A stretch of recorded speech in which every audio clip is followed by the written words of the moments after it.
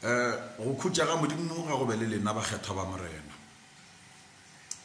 ke fotlela ke kutullo ge ke bala tša ntšu la modimo mo go Bibele ka tlela ke kutullo ya mehlare ye meraro.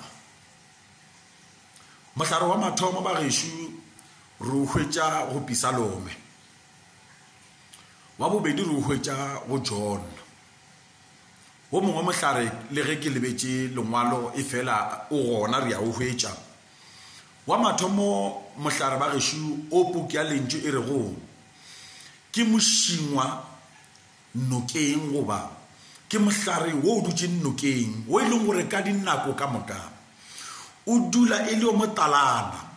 Ka nako ya maleba mohlare o ntšha ditholwana goba o a enywa ka nako ya maleba.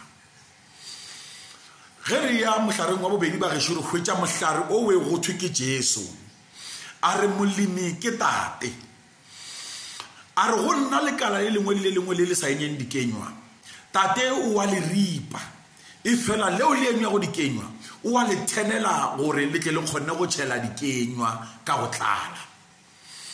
Wo mongwe mohlare kuo Jesu a itšeng ge a sepela ba gešo a ne le barutiwa ba gagwe, ge a o bona from a distance e le o motalana ebile o mo kgahla o mo thabiša, a re mola o ona ke ya go ja gobane ke swere ke tlala. Ge a fihla go mohlare ba gešo a hwetša o sene dikenywa gomme Jesu a o khesa ka sepedi re a o roga. E fela there's a difference between insulting and cursing. God does not insult but he curses. God does not insult but he curses. Jwale Jesu o hwetša mohlare o a o khesa. Jesu ke kgopela go bolela ba gešo ka mehlare ye meraro wo o rego ka nako ya maleba o a enywa gobane ke mošingwa nokeng ka dinako ka moka e le motalana gobane o hwetša metsi ka nako ya maleba, o hwetša dijo le dienywa ka nako ya maleba. Now go mohlare wo Jesu e le wona go bala puku ya John o re lekala lefile le sa enyego mo go nna tate o a le ripa, a re makala ke bo lena le makala.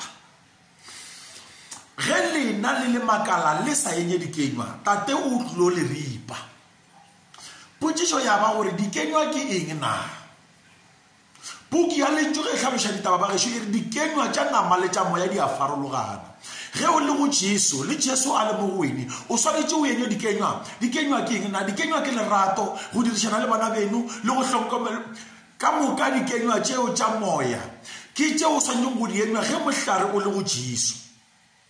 O swanetše go ba le tirišano e botse go rata bana beno go amogela baeng go hlankela modimo ka ditsela ka moka. Ke lona lerato leo ke tšona dikenywa tšeo o swanetšeng go di enywa ge o le go tate goba ge o le go Jesu o tlo thelelwa ke tate ka baka la ge a bona dikenywa tšeo ka moka o di enywang ge o le go Jesu. Mohlarišo wa boraro ba gešo, mohlare o ga ke tsebe gore ke tla re ke eng fela ga se Jesu gobane mohlare o ka bona ga o ne dikenywa. Ge o sene dikenywa bohlokwa jwa gore mohlareng o go ripiwe makala ao a sa enywego ga bo gona gobane the whole mohlare ka bona ga o enywe. Ke ka fao a itšeng a o khesa go tloga tšatši leo mohlare o ga se ke wa enywa dikenywa. Na mohlare o ke ofe na? Nka fo gore batho ka moka bao ba enywa ba tlankelago batho. Ge o tlankela motho, ge motho ye ka bo yena a sene dikenywa tše botse goba ge motho yena ka bo yena a sa enywe dikenywa, gona le makala ka moka a leng mo mothong o goba a hlankelang motho okwe ga a kgone go enywa dikenywa gobane mohlare o ka bo ona goba motho o ka bo yena ga a ne dikenywa goba ga a enywe. That is why ga go ripiwe makala e fela go bolawa mohlare ka bona gobane mohlare ona ka bona ga o ne dikenywa.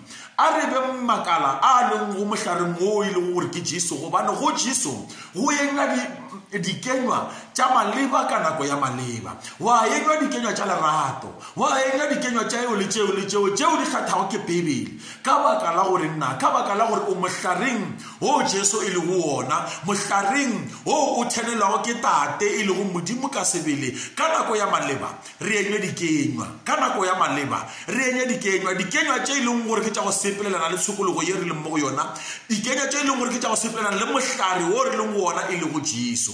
Ba gešo ga modimo a lokiše gore na tšeo di senyegilego modimo let God mend those in us that which are broken gomme go khutša ga modimo go be le lena ba ditsebe ba kwe seo moya o se botšago diphuthego